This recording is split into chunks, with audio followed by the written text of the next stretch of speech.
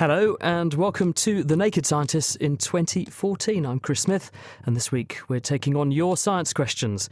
Anything science that you would like to ask. Already in, we'll be finding out how does gravity work, in so much as we can answer that. Also, how do hailstones form? And if metal sparks in a microwave, why don't microwaves spark off themselves? Lots more like that coming along. Let's meet this week's team. Dave Ansell is one of the team. He, last time he was on the programme, made ice cream in the kitchen with liquid nitrogen. Very tasty it was too. Indeed. Yeah, then you told me it came from a pathology department, the liquid nitrogen. I did wonder what the lumpy bits were. I couldn't possibly comment. Also with us is Dominic Ford, who is an astronomer and space scientist. He's always pointing his telescope out of his bedroom window looking for heavenly bodies. The next door neighbour dropped the charges, Dominic? Drop the charges, yes. Pleased to hear that. And also with us is Mark Peplow, who's a science writer from Cambridge, and also in a past life, I think you were a nuclear or particle physicist, was it, Mark? I was a chemist. I did used to work with radioactive material, though, which was pretty exciting. If you would like to get a question into them, email chris@thenakedscientist.com, or you can tweet @nakedscientist. Now, I've also asked the team to come up with their predictions for science breakthroughs in 2014. We'll hear what they are in due course, but also what would you at home like to see discovered or invented this year? We'd like your suggestions as well. The Naked Scientists podcast is powered by ukfast.co.uk. First, let's kick off with a couple of questions. And Mark, Nina's got in touch, and she says, we made gunpowder in our sixth form using the standard recipe. Didn't ever make gunpowder at school. This sounds very exciting. I'd like to go to her school. She said, we mixed potassium, charcoal and sulphur. We wanted to try and change the colour of the flame by using different metals, strontium, copper, magnesium, for instance, but these didn't burn. So I was wondering if you could suggest why using different salts in the same ratio didn't work in the gunpowder, and how could we produce coloured flames in our gunpowder? What do you think? I suspect it's because if you're detonating gunpowder, the reaction's simply too quick. Everything's going to be blown apart before you actually get a chance to excite those metal atoms and start them emitting the colour of light that you want. Fireworks are constructed in a very particular way to actually make those metals burn. It's a slightly slower burn as the fireworks go off. And that's why when you see fireworks go off, you've got strontium in there, and that's making it this intense red, barium for green, and so on.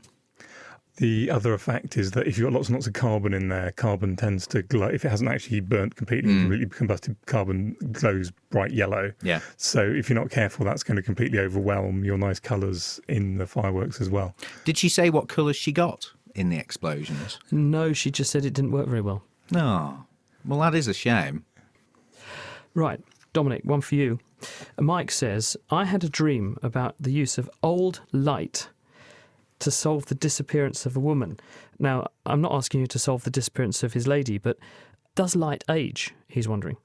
Well, light's made up of these particles we call photons, which seem to basically be quite timeless. They don't age when they're travelling through free space. They can be absorbed by things they pass through.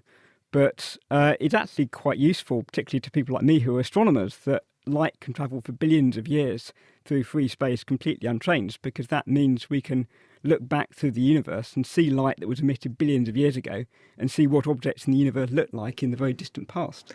The one way it does change if it's going an awful long way is it can get redshifted. So things which are an awful long way away from us seem to look redder than they should do because the space inside is stretched and has stretched the photons. That's right. When you're looking at these very old objects, you're seeing the fact that the universe is expanding around us over a period of billions of years. And as that universe expands, light has a particular wavelength associated with it, and that wavelength gets stretched, and red light has longer wavelengths than blue light, so this light becomes redder as it gets older. Thank you, Dominic. Now, on the subject of light, we've got a good quiz question for everyone this week. Lightning. We had a bit of a thunderstorm, the first of 2014, around Cambridgeshire earlier this week. So I thought, why don't we have a quiz question relevant to lightning and thunder?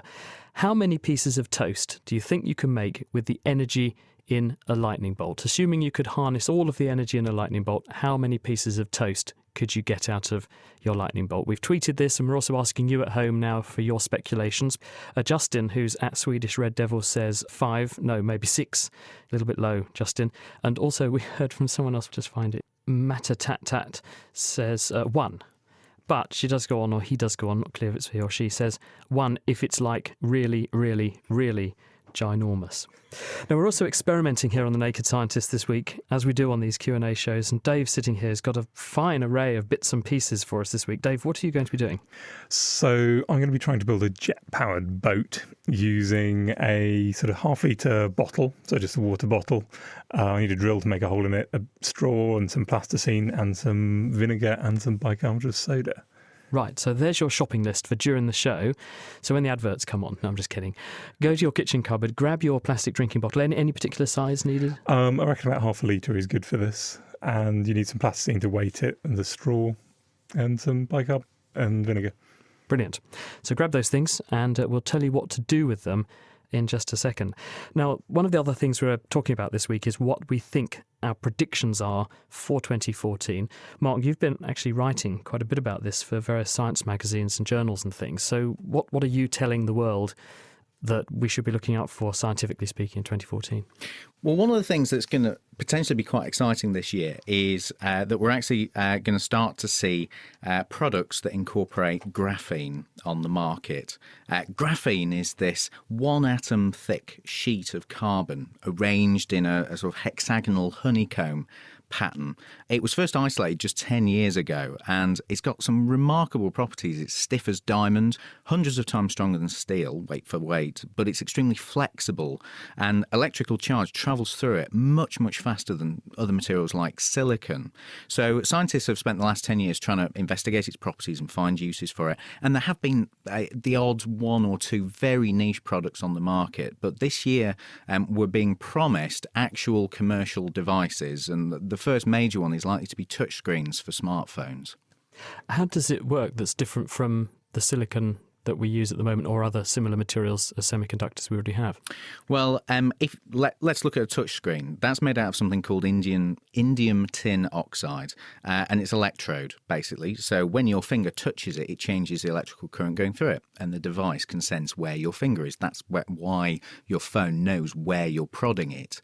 And the key thing about indium tin oxide is it's transparent, because you need to see the stuff going on underneath it that your phone is projecting. The trouble is, it's quite brittle, and indium, the key ingredient in it, is increasingly rare, so it's getting more and more expensive. Graphene potentially has these properties that it's transparent, conducts electricity very well, so it could be a much more robust replacement. The key is going to be manufacturing it cheaply enough and at high enough quality. When they were making graphene in the early days, they used to basically peel off bits with sellotape from pencil leads and things. So presumably they're not using that method to make sheets of graphene for mobile phones. They must have got this right now. How are they doing it? That's how it was first isolated, yeah. You literally take some graphite, which is stacks of graphene, billions and billions of them, all stacked up like a huge sort of Shaggy and Scooby-Doo sandwich, and you just use sellotape to peel off the top layer. That is still the best way to give you the highest quality graphene. Other larger scale manufacturing methods still can't meet that quality. But the leading one is called chemical vapor deposition. Basically use methane, which is a gas, and it's got carbon in it. You pipe it over this copper foil. It's heated up to about 1,000 degrees, and that breaks down and forms these sort of sheets of graphene that slowly accumulate over it. And then you very, very delicately peel it off and try and stick it to whatever backing you need. Who's making this, and what are we going to see it in and when? Well, the largest scale manufacturing operations are over in China, and it's remarkably difficult to actually get details about where they are with this. Samsung, the phone maker, have already been showing around prototype devices that incorporate graphene touchscreens. The big question is, can you make it good enough quality cheaply enough to make it a reasonable replacement? There's lots of industry watchers saying that the prices are going to come down enough, the manufacturing is going to improve enough that it's going to happen this year. And there's certainly a lot of Chinese companies that are making a lot of this stuff. So we'll just have to wait and see. Brilliant. Mark Peplow's prediction for 2014. Thank you very much, Mark. You're listening to The Naked Scientists. Chris Smith, Dave Ansell, Dominic Ford and Mark Peplow. We're taking your science questions, any science question on anything. If you want to get in touch, you can email chris@thenakedscientist.com or you can tweet @nakedscientist. Les is with us. Hello, Les. Hello. What can we do for you? Happy New Year, by the way. Oh, yeah, and to you, Chris. As a local guy, I'm disabled using mobility scooters to get around a lot. And crossing Christpeace and New Square, especially in Cambridge, vast majority of people seem to walk on the right-hand side of the paved area bits. And I was in town a bit earlier, a few days ago, and it was much quieter, and everybody walked on their left. And I've noticed this bit about walking on the right for ages, but it just struck me as being more obvious when I see it that bit at that slightly different time of day. So are you asking then why we tend to have this preponderance to walk on the right or walk on the left? Yeah. I think there are two aspects to this. I don't know what you guys think, but I mean, for my fourpenneth, I would say first and foremost that in the same way that fish make a big shoal and they all swim in one sort of direction once someone's shown everyone where to go, I think that an element of this is that once one group of people are doing one thing, people tend to follow. So if everyone happens to be on the left, then more people are going to go on the left than on the right, because we do tend to, because we're social animals, copy each other. But also, there is an intrinsic brain bias towards certain parts of the world we live in terms of how we attend to it and how we tend to favour it. And Dominic, who's very interested in computing and website design, will know this very well, that anyone who designs websites is told, put the most important content where, Dominic? On the left-hand side, because people read from left to right. The first thing they see is on the left. Absolutely. So put your most important content at the top and on the left, because that's where people visually attend to more. And also, for some reason, we think that that part of the brain that's subserving that vision on the left is also more receptive to information being presented in that way. I think there's also a social aspect to walking on the right side of the road, because hikers are actually often told to walk on that side, because then you've got the traffic driving on the left coming towards you, so you can see the car that's about to come very close to you, whereas if you walk on the left, you can't see the car coming up behind you. Good point. Les, are you running people down? Is that what it is? Yeah, no, I deliberately go on the left, just for the hell of it. I like that. You know, if you're a racehorse, then horses actually perform much better on races run in one direction than the other, and they tend to have an intrinsic bias for one side over the other. The majority of horses, I think, are right-legged, and so they prefer to run with that leg as their leading leg. And if you run them in the opposite direction, they're something of a disadvantage. I don't know why they should have that particular bias, because we think humans have a side bias because, as Dominic pointed out, there's language in the brain, and we think that language being on one side of our brain makes that side of the brain dominant, and that might be the reason. But anyway, you stay safe and try not to run too many people over. Thank you very much, Les. Yeah, thank you. Bye. Let's talk to Peter. Hello, Peter. Hello, I'm afraid mine is equally bizarre. Keep Fit, I deliver weekly newspapers, so I've got a trolley for doing that. The trolley in question has got no suspension, but it does have fairly broad wheels to take the load. Now, I've noticed that when the trolley is empty, if I'm pulling it along the path, it's actually extremely noisy. It rattles a lot. But if I pull it along the verge adjacent to the path, which is not particularly even and not particularly smooth, but it is at least grassy, the noise drops by probably 20 to 30 decibels. Any idea why, considering the surface really should be considered to be a bit rougher than the surface that's supposedly smooth of the path itself? Dave?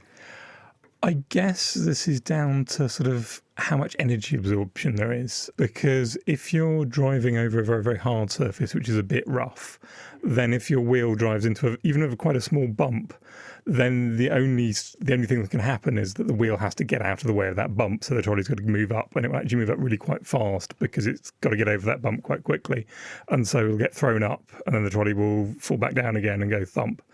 Especially if it's very light. If there's a lot of weight on there, then the tyres might deflect instead. But when it's very, very light, the trolley's just going to move up and it will bounce and rattle. Whereas if you're on a soft material like grass, then there's two options. Either the trolley can go up or the ground can go down. And if you're lucky, then the ground will go down. And so it shouldn't throw things up and down as fast, and it should be a lot quieter. I think you're right. It's about the absorbency, because the grass is softer, so it's a more absorbent material. So that means it can absorb that energy as heating up the grass, whereas concrete is very hard. So that's not going to absorb the energy by deforming. It's going to have to dissipate that energy by sound. One thing that's quite interesting, my experience, I don't know if you've ever driven on dirt roads. Either of you ever driven on a dirt road? Oh, yeah. And you get corrugations forming on the road. Have you seen this? Have you seen this, Peter?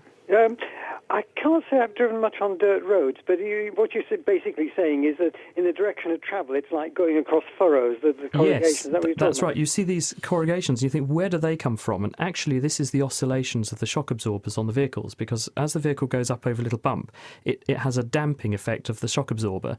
And so it takes time for the car to stop moving. And that oscillation is pretty standard from one vehicle to the next. So it ends up pushing lots of dust into little ridges that slowly build up to make these corrugations in the road. And I thought when I was driving on these in the middle of nowhere in Australia, because if you drive slowly on them, it rattles the car to pieces. And I thought they must be made of rock or stone or something. And in the end, I got out and went over to one of these things and kicked it in frustration because it was slowing me down so much. I was driving so slowly and the car was shaking, and it's just dust. So I thought, well, if I drive really fast, then the period of oscillation of my shock absorbers will be out of phase with the people who've gone along here slowly, and therefore I will miss these bumps, and therefore it should be a gentle journey because I'll just be like driving over piles of sand. So I tried it, and instead of going 50 kilometres an hour, I went 70 for a bit, and it solved the problem. So you're driving a trolley too slowly, Peter. That's what it is. Go faster. Okay, I should mention that the trolley doesn't have tyres. We're talking solid nylon wheels here, so your explanation would actually fit very well. But yeah, it does mean that the supposedly smooth paved surface actually is far from smooth. And it wasn't actually concrete. It was apparently smooth tarmac, so even that must have sufficient grain to cause quite a lot of vibration. Indeed. Well, thank you very much, Peter. It's very kind of you to phone in. Good to have you on the programme. Very interesting answer, thank you. Cheers. Good to have you with us. We're listening to The Naked Scientists with Chris Smith, with Dave Ansell, Dominic Ford and Mark Peplow. We're answering your science questions this week. So if you have a question for us, like Peter or Les before him, email chris@thenakedscientist.com, or you can tweet @nakedscientists. Dominic, one for you. Peter Pate wants to know, how fast does gravity propagate? So in other words, how the sun's hanging on to the Earth. If the sun went away, all of a sudden, how long would we still feel the gravity? So yes, gravity is this force that binds everything in the universe together. There's this quite fundamental principle in physics that nothing can travel faster than the speed of light. And so physicists have rather suspected on the basis of that gravity must propagate at a finite speed, at the speed of light, because if it happened instantaneously, then wobbling something from side to side somewhere in the universe would essentially be propagating information about how that thing was moving faster than the speed of light and violating this very fundamental principle. It's been obviously quite hard to test, because trying to find some experimental setup where you test whether gravity propagates faster than the speed of light is really quite a challenge. But actually in the last 10 years or so, we have done that with objects called pulsars, which are very compact neutron stars. They're basically the mass of a star in the size of a mile or two across. And some of these things are very close to one another, spinning around each other very fast. And actually, Einstein's theory of general relativity, which is the best description of gravity we have, predicts that when these things are orbiting very fast, they should produce what's called gravitational waves, which are ripples of gravity that travel out at the speed of light.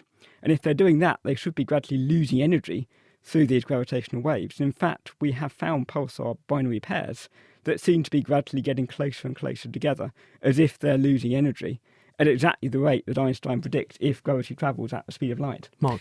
As the pulsars change their rate, you're sort of inferring the existence of gravity waves. What would it take to actually detect the gravity waves themselves?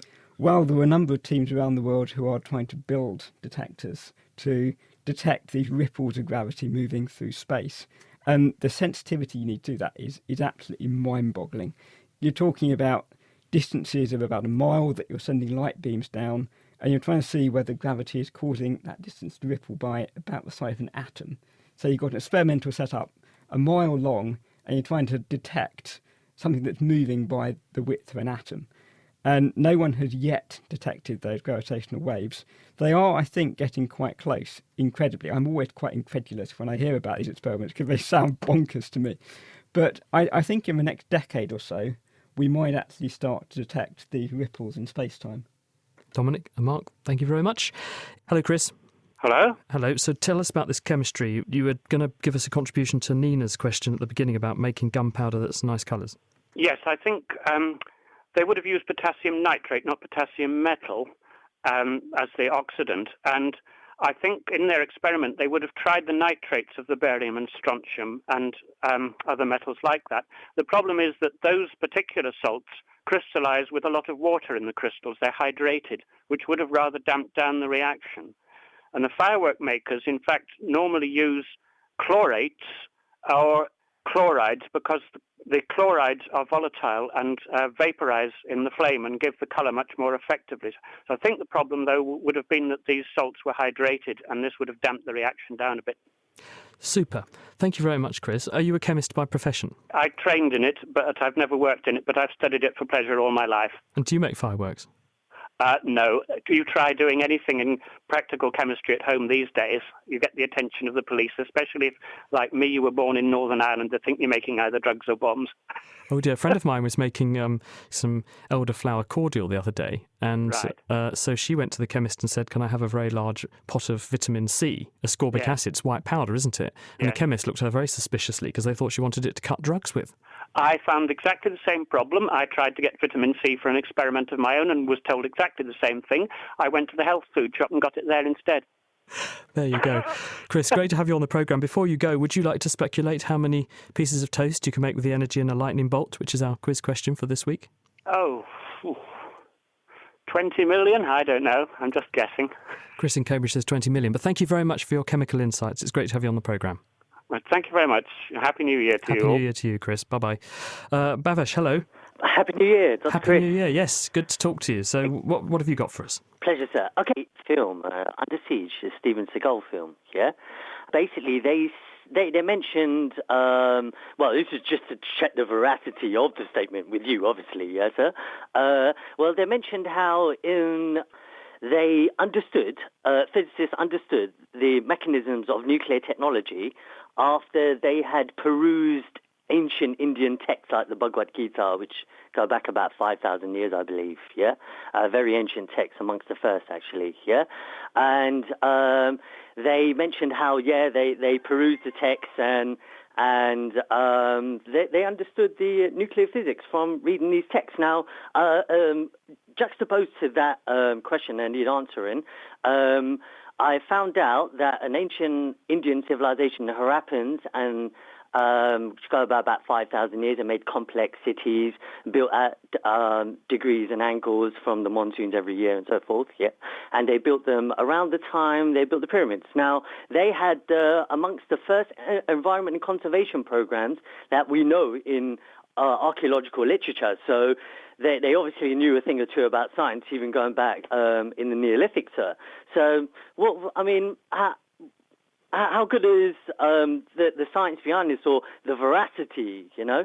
Well, let's ask Dominic, because Dominic's terribly eager. He's champing at the bit to get in here. Dominic, what do you think? Certainly, there is quite a lot of interesting science in India, and one of the reasons for that is to do with the legacy of ancient Greece, which actually travelled to India. I think it was through the Persian Empire, and in fact, in the sort of first few centuries AD, India was quite a big mathematical centre, because ancient Greek knowledge had been largely lost in the West, but it was still flourishing in the East. And it was only, in fact, in about the 12th century when it came back to the West. In terms of nuclear physics, I've not heard anything about that. I've certainly heard lots about ancient Greek astronomy being found in texts in India, but I don't think the ancient Greeks ever got anywhere near nuclear physics. Though there was a nuclear reactor, very, very ancient nuclear reactor, which developed somewhere in Africa, but this was billions of years ago, when a load of bacteria evolved to collect uranium because it kept them nice and warm. And they collected so much that it actually went critical. And you can actually look in the rocks, you can see the results of a nuclear reactor, a bit from a couple of billion years ago. But it wasn't anything to do with humans. Is that dubbed a georeactor or something, isn't it? Oh, yeah. I don't know the actual name. There are actually bugs living in the Chernobyl nuclear power station. There's a kind of fungus that's evolved to make extra large amounts of melanin, the same stuff that makes our skin black. Because it's a very electron-rich molecule, it's very good at interrupting the kinds of particles that give rise to the radiation that's coming out of the core of that melted down reactor. So the fungus is flourishing on the inside of the reactor vessel even now. So bugs can tolerate the really quite extreme conditions, can't they? Yeah, I mean, life seems to be able to survive in all sorts of bizarre places. This isn't a bizarre question. It's about microwave ovens, which is a part of the fodder of the Naked Scientist's experimental arsenal. This person says, ACENG.AT, interesting name, says, if microwave ovens are made of metal, why don't they spark off themselves? Is a very good question. So the reason why metal sparks in a microwave is that the way a microwave cooks is it essentially applies a very rapidly changing electric field inside the box. It does that using things called microwaves, which are a form of light. And this causes electric currents to flow backwards and forwards in your food. And if you put a piece of metal in there, it conducts much better than your food. And you'll get currents flowing backwards and forwards in that metal. Now, if that metal is on its own and sort of insulated from everything else, that will just cause currents to flow through it and it'll get very, very hot and you'll have a hot piece of metal. You can actually melt aluminium like this. There's a form of aluminium casting which involves melting these in a microwave. It's not something I've tried, which is probably a good thing. But if you have two pieces of metal next to each other and you've got electricity current sloshing backwards and forwards in these two bits of metal, then at some point you might get a very high voltage at one and a very low voltage at the other, and you'll get electricity jumping through the air gap in between. You get a spark. But if it's all one piece of metal, then you don't get any sparks. So if you've got one solid case, which is all one piece of metal, and it's all connected together, and the door has got special connections, so it's all connected together, it'll tend to reflect the microwaves rather than absorbing them, and you don't get any sparks. But you nonetheless will get a current induced in the case of the microwave by the electromagnetic wave of the microwave inside the oven itself, although you're saying it'll largely reflect, so it'll be a small one. So the current is what is creating the electric fields and magnetic fields which cause it to reflect. Dave, thank you very much. If you have a question for The Naked Scientists, Chris Smith, that's me, Dave Ansell, Dominic Ford and Mark Peplow, you can email chris@thenakedscientist.com or you can tweet @nakedscientist. Dominic, what are your big picks for 2014? Well, I guess for me, the question of what I'm looking forward to in 2014 is actually quite easy, because it's a year I've been looking forward to for about a decade. Because back in 2004, the European Space Agency launched this spacecraft called Rosetta, which was going to be the first spacecraft to land on the surface of a comet. This is comet 67P Churyov-Gerasimenko, which is quite a mouthful. But 10 years ago, when they told us it was going to be 2014 before Rosetta would land on the surface of this comet, of course it seemed like it was going to be forever away, and now suddenly here we are, 2014, and in fact in just 3 weeks' time, on January 20th, they're going to wake up this spacecraft and it's going to start its descent towards this comet, which it should meet in around about May. They're going to burn its thrusters and put it into orbit around this comet. And then there's this really exciting year ahead, because in August they are hoping to make a really quite close approach to this comet, see what its surface looks like. They're expecting it to be a snowy sort of surface with some rock in there. They're not quite sure how much rock versus snow they're going to see. And then, all being well, in November, they're going to deploy a small landing craft, which is actually going to go down onto the surface of this comet. It's got lots of springs, so it will hopefully have a soft landing on this snowy surface. And then this is a comet which is travelling towards the sun, a bit like Comet ISOM, which of course was in the news last month but didn't survive its encounter with the sun. Now, Churyov-Gerasimenko is not having quite such an exciting encounter. It's been picked, I guess, as a safe bet. It's an active comet, but it's not too active. And so in 2015, its surface is going to start warming up as it moves towards the sun. It'll be interesting to start seeing that snow subliming into the vacuum of space. This comet will start to form a tail. And of course, we'll have this thing actually on the surface of this comet, seeing this stuff boiling off the surface. And then in August 2015, it's actually going to be at closest approach to the sun. And we'll hopefully see really interesting things about how comets behave that close to the sun. What can you tell us about this comet's history and its origins? Well, it's a bit of a safe bet. It goes round the sun every 7 years. It's not a tremendously active comet, but it's active enough that we expect to see processes happening on the surface. Now, comets in general are fascinating because they come from the outskirts of the solar system, and we think they're quite primordial material. This is the sort of stuff that the planets were made out of before the sun warmed them up and caused some of the water to sublime off into space and cause chemical reactions to start. So both understanding the chemistry of what the comets are made of, but also how they behave when they get close to the sun, they get hot, and they start to form tails, which we've never really had a good idea of. So when we look at comets like ISON, we have no idea whether they're going to survive their encounters with the sun. Besides hanging on for grim death, what measurements is this lander going to take? What sort of things is it actually going to see in detail on the comet's surface? I mean, I think one of the most fascinating things for everyone is just going to be the pictures that we see, because I don't think we have a very good idea what the surface of a comet looks like. But it's also going to be measuring the ions in the vicinity of the spacecraft and just looking at what chemical species are coming off the surface. Is this pure water? Are there other volatile elements? Are there hydrocarbons like ethane, methane in there? And just finding out what this comet is really made of down there on the surface. It's going to be an interesting year then, isn't it? Absolutely fascinating. I mean, nothing like this has happened before. We've had spacecraft fly past Comet Halley, but flying past is a very different thing from actually being there on the surface and seeing the surface of this incredible object. Mind-boggling, isn't it, to think we're actually able to put things on things like comets these days. Thank you, Dominic. And Mark, you've had your eye on China as well. Yeah, I mean, this year is going to be a really interesting year for watching China's space program. It's probably got the most ambitious space program in the world at the moment, basically because they've got the money and the manpower and especially the political will to actually push forward on these huge projects. At the moment, of course, we've got the Chinese Jade Rabbit rover driving around the moon. It landed in December, and it's going to spend the next few weeks and possibly months surveying the lunar surface. They say to assess its geological resources, which is obviously raises this prospect of actually mining on the moon, although clearly it's not going to do that yet.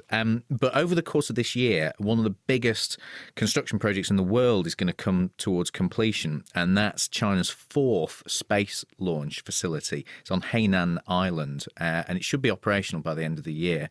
That will allow it to launch spectacularly large rockets, much bigger than what it can do at the moment. Those are the rockets that it needs to start doing manned missions that would actually take astronauts to the moon. And that is on the cards for China's space program.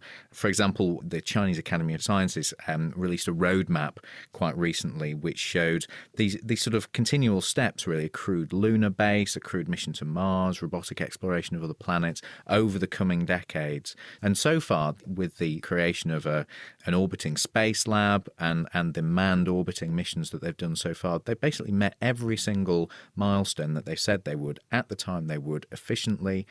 It all seems to be going very smoothly indeed. Are they going to share these facilities? Are there any plans for collaboration, or is this uniquely going to be a Chinese effort? Yes, basically. This is true of any nation, I suspect, in space. Where it suits that nation to collaborate internationally, it will do so.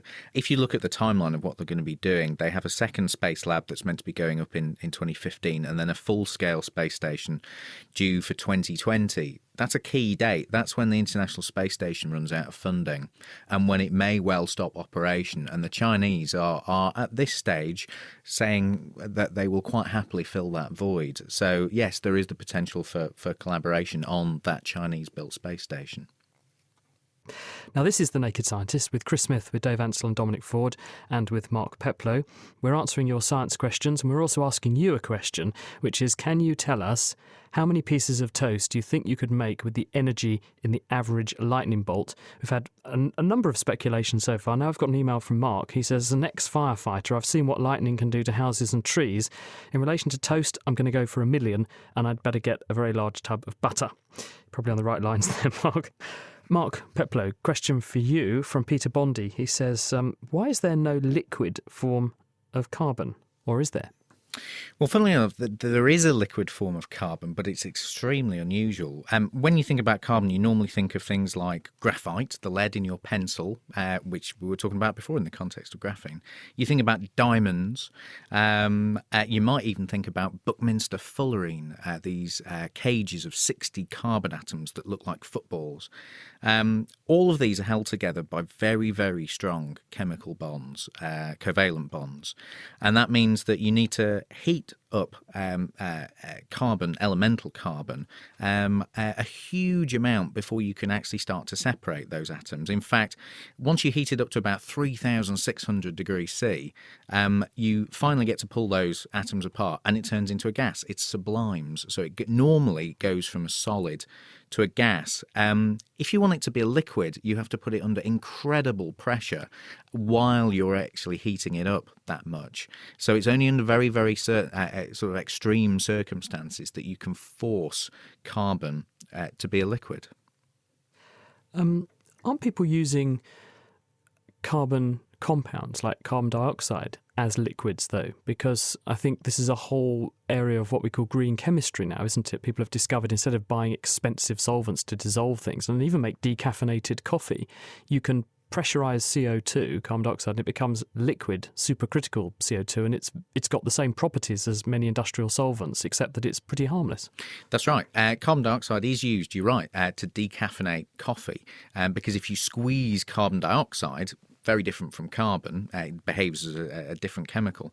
If you squeeze it enough, then it turns into a liquid, like you said, a supercritical liquid, because it only exists past that critical point when you've got it under extreme pressure. And as a green solvent, it's certainly a lot better to work with than what they used before, which was I can't remember which chlorinated solvent it was. It might have been dichloromethane or chloroform or something like that, but filthy stuff, a real pain to dispose of, and if you're exposed to it as a worker, it's going to make a right mess of your lungs. So carbon dioxide is just a lot easier to work with because, of course, when you're finished with it, in theory, you can just release it to the atmosphere. Sounds good. I've heard from Ed, who says he reckons the 100,000 mark is the right sort of number for the toast. We'll find out towards the end of the programme if you're on the right lines, Ed. Now, I don't know if you guys saw the news just ahead of Christmas. Time magazine had a reporter who said that they got a phone call from this lady who was trying to sell some health insurance. Did you catch up with this, any of you guys? And this person became a bit suspicious of the caller because it sounded a little bit robotic. So they decided, having got the phone number for this lady who said her name was Samantha, to ring her back.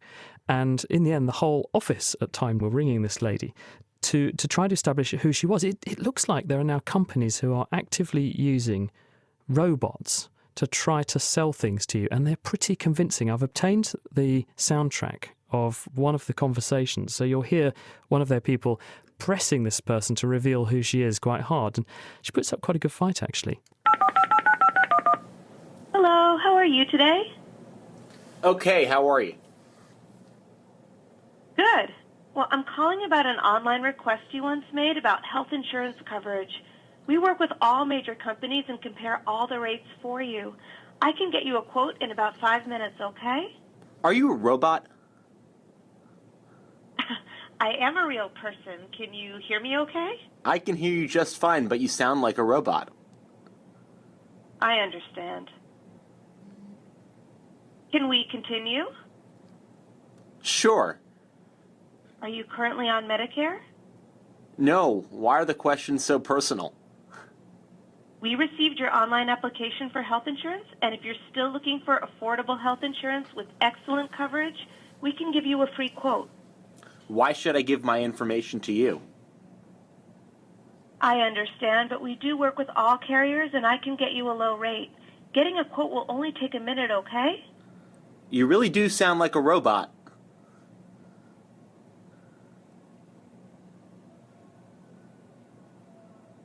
I am a real person. Maybe we have a bad connection. I'm sorry about that. Are you sure? Yes. Sure. I'm gonna hang up now. Okay. Have a nice day. Thank you. I have to say, though, now I've told you that was phony and that lady doesn't really exist, that's a robot. Were you not nonetheless still a little bit surprised? A lot of people wouldn't have been suspecting it might have been a robot, and so I think they could have been quite taken in. And unless you actually really pushed her, she did actually sound very good. I mean, the intonation sounded quite natural. Quite plausible, wasn't it? Yeah, it's interesting actually when you think about, by the end of the conversation, it's becoming increasingly clear that it's not a real person at the end, and you start to think about what's the factor that's making the robot trip up. Is it the difficulties with the artificial intelligence of working this out, or is it actually still that voice recognition in sort of free-form situations rather than in very sort of controlled, I want to book to see this film on Friday, voice recognition in a free-form sense is still extremely hard to do, isn't it? Or I guess in the case of that conversation, the robot may have been very good at having the particular conversation it had been programmed to have, but it was out of its depth in that conversation because it was being asked questions it wasn't used to facing. I nonetheless am quite surprised that we've got this level of technology being applied to marketing. And one wonders whether or not we've all received a phone call from someone that doesn't exist. Because what they were doing, that company, was when people then provided the details, they then said, well, would you be interested in signing up? If they say yes, it then says, I'll just pass you on to a colleague. And it then went through to a human who would actually then close the deal. I've definitely been phoned up by computer systems, but much more obvious ones than that.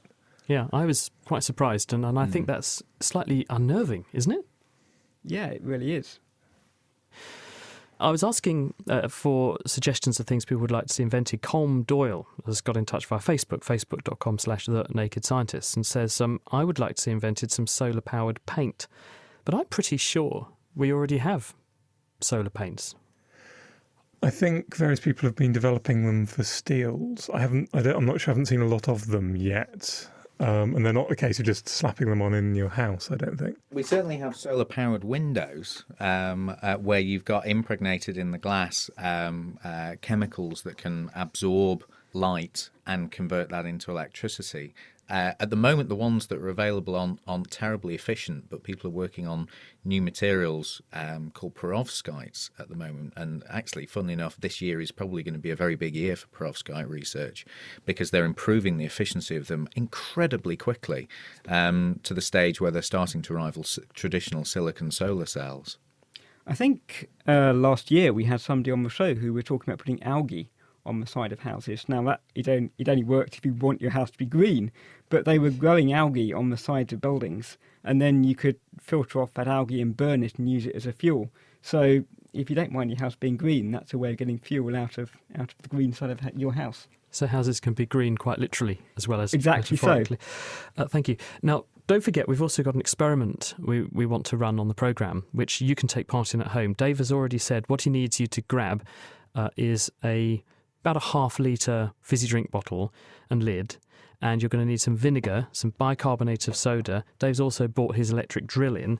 I'm not sure what he's going to do with that, and some other bits and pieces. So what do you need people now to do with this gadgetry, Dave? So what I'm attempting to do is essentially build something like a very, very low-tech aerosol with a jet out the top. So I'm going to make that with a straw, but I need to make a hole for the straw in the lid first. So I will drill a hole in this lid. Carefully not putting my hands behind it. And then put a bit of straw through the lid. So this is just now a drinking bottle with the plastic lid as a hole in the centre of it, drinking straw threaded through, and what are you doing now? You're putting plasticine or something? So now I want to try and seal that so everything comes out through the straw and not around the edge. So I'm going to put some plasticine on the outside and on the inside. Obviously not blocking up the hole. Not blocking up the hole, but round the edge, a bit like kind of sealing it in, like bathroom sealant.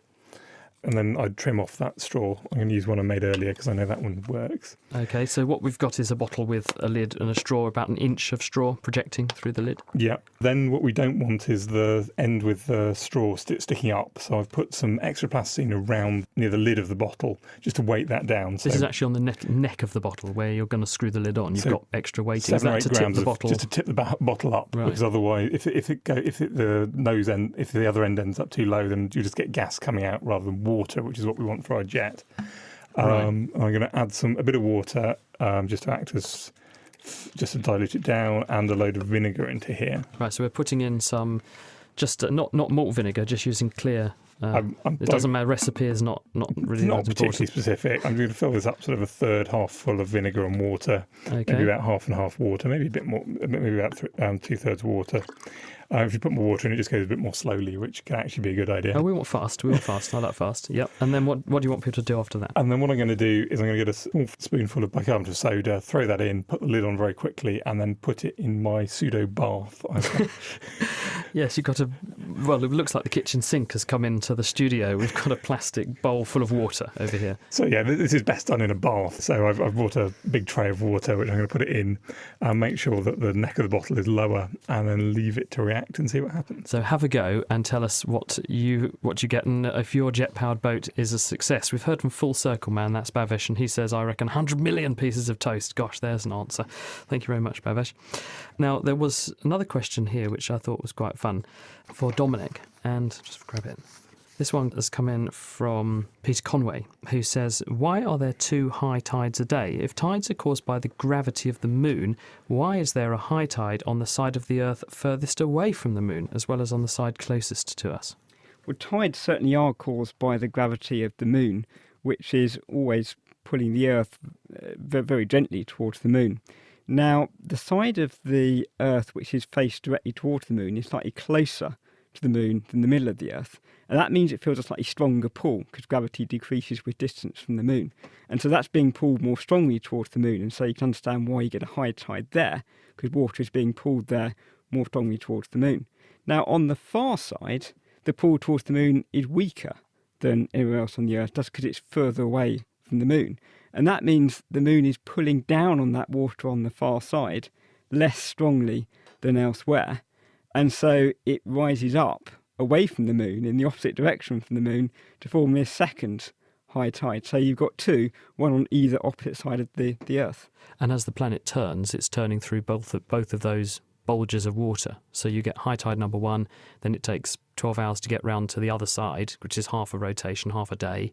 And there's the second bulge, second high tide. Exactly so. Those 2 bulges stay in the same place in space, more or less, on the line through the Earth to the moon. And the Earth is rotating once every 24 hours, so we move through one of those 2 bulges every 12 hours, as you say. And just very briefly, Dominic, the difference between a spring and a neap tide, how does that happen and why? Now the sun also produces tides. They're about half the strength of the lunar tides. And so that's another signal on top of the lunar tides. And sometimes the sun and moon tides coincide, and sometimes they don't. They coincide at full moon and new moon, and then you have tides which can be 30-40% higher than at other times of the month when the moon and the sun are 90 degrees apart in the sky, when you have what are called neap tides, which are much lower. Super. Dominic, thank you very much. Dave, what have you had your eye on as something likely to happen in 2014? Well, it's something which is gently building up and it's starting to get momentum. And that's actually the price of renewable energy, particularly solar power. For a long time, it's always been thought of as a really expensive form of power, and everyone's having to put big subsidies on it. And that means that all the power companies can actually control it, because if you're getting too much of it, you can cut the subsidy and it all makes sense. But what's starting to happen, especially in sunny countries, I think at the moment, is sort of in Arizona, in Hawaii, places like that already, it's actually cheaper to put up solar panels and make your own electricity than it is to buy electricity off the electricity company. And that all of a sudden does all sorts of scary things to electricity grids, because why wouldn't you? If you live there, it makes sense, chuck up some solar panels. You don't use any power during the day.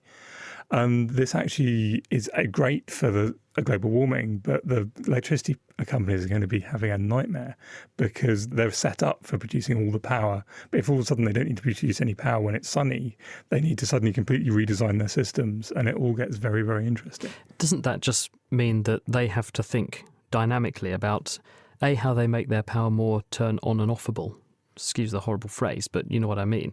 And also, what about power storage? Because we've not really got much investment, either currently or previously, in mechanisms to store energy. We're very good at getting rid of it. We're very good at not producing it. We're very good at overproducing it. But when we do overproduce it, we just make energy cheap for people, so then encouraging them to use it. Why don't we invest more in storage systems? I mean, it's a big problem. It's a very, very difficult problem. I mean, you can pump water up hills, but you actually run out of hills quite quickly, especially in a country like Britain. So, I mean, there are all sorts of people who are maybe ways of storing it in very, very large batteries or in pumping heat from one place to another. But this does suddenly become a very, very important technology when you get all this cheap solar power, and it's getting cheaper. Do you think the problem will go away to a certain extent when we get better at harnessing hydrogen as a means of storing energy? Because hydrogen is obviously an ideal source, because you merge it with oxygen, you make water, and then you reverse that equation and make oxygen again and get your hydrogen back. So it's a really good fuel because it's clean but eminently usable. But the danger at the moment has put people off. And the other thing is the efficiency of the process. Unless you use very expensive catalysts like platinum, you end up losing a lot of the power in turning water into hydrogen and then turning it back again. And so, in fact, it's mostly they make hydrogen these days by breaking natural gas rather than breaking down water, which is how you'd like them to do it. Now, you opened by saying this is more something to have your eye on for the year ahead. So are you saying then that your prediction for 2014 scientifically is an increase in renewable supply, but also a problem brought about by that? It's already kicking in. Places like Arizona and Spain are starting to charge people if they've got solar panels on their roof, which seems crazy after what everybody's been encouraging them to put them on there. I think it's going to start picking up, and solar panels are probably going to keep getting cheaper, but that's going to start to make life interesting for power companies. We've had an email come in from Amos, who wants to know what causes hail. Well, hail is effectively frozen rain. And when water rises in the atmosphere on what are called updrafts, so when air is warmer and less dense, it tends to rise upwards into the sky. It will coalesce as droplets in clouds. And if those droplets fall because the draft of air rising is not strong enough to hold them up against the pull downwards of gravity, then they'll fall down a bit. But then if another updraft comes along and pushes them back up again and they go through more cold air, then because they're already a droplet, they can get frozen in the cloud, then they come down again and go back up again. And as they're doing that, they can continuously meet more damp air, which will freeze onto the surface, which is your hailstone. And normally what happens is that falls out of the cloud, gets down towards the Earth's surface and falls through air that's warm, and so it melts and it falls as rain. But if the air is already very cold on the way down, the ice doesn't melt on the way down, so it just falls as a solid frozen, what we call hydrometeor, an ice crystal on the way down. Now let's carry on talking about water, because Dave's poised. Tell you're excited about this one. So you've built your boat, you've got your half-litre drink bottle, and it's full of vinegar and water, and we've modified the lid to make a jet motor, and you're going to dump in the bicarb. Here we go. So I'm going to dump the bicarb in now. I'm going to put the lid on very quickly, and then I'm going to put it in the bath. Oh, cool. Apart from making no sound, which is not great for radio, it is actually whooshing around. I'm quite impressed, and it leaves quite an exciting trail behind it as well as the stuff is jetting out of the straw. So what's happening is that as the bicarbonate reacts with the vinegar, it produces lots of carbon dioxide gas. That expands and that pushes the water and vinegar out back through the straw. And you've essentially made a little rocket or a jet which pushes the boat round. Are there any stronger acids that you could use that are available as household chemicals? Obviously, I'm not suggesting people go out and buy concentrated nitric acid to try this. LSD, that's quite strong acid.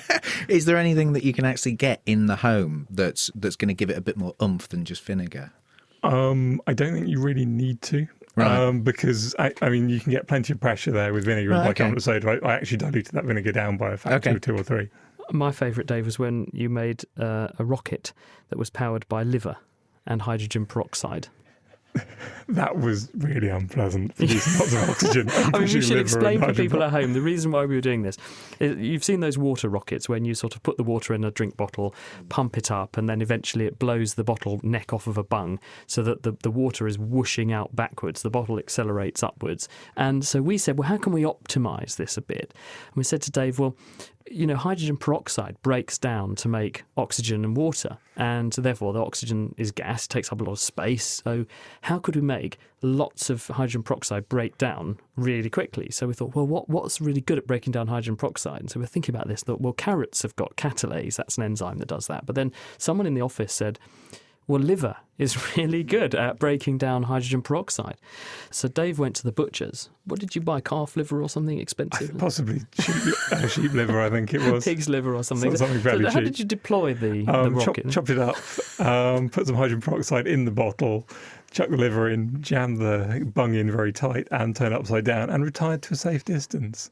The video footage, which is still online, is really rather impressive. You go to Unpleasant is possibly the term. just look it up and you just see, you took very fast footage of that, didn't you? Several hundred frames a second footage, and you see this thing go up and the bits of liver are sort of jetting out the back as it goes up into the air. It was quite impressive. It got to about 30 or 40 feet, didn't it? It did. Dominic, Laura has got in touch and said, why does water under a vacuum boil at room temperature?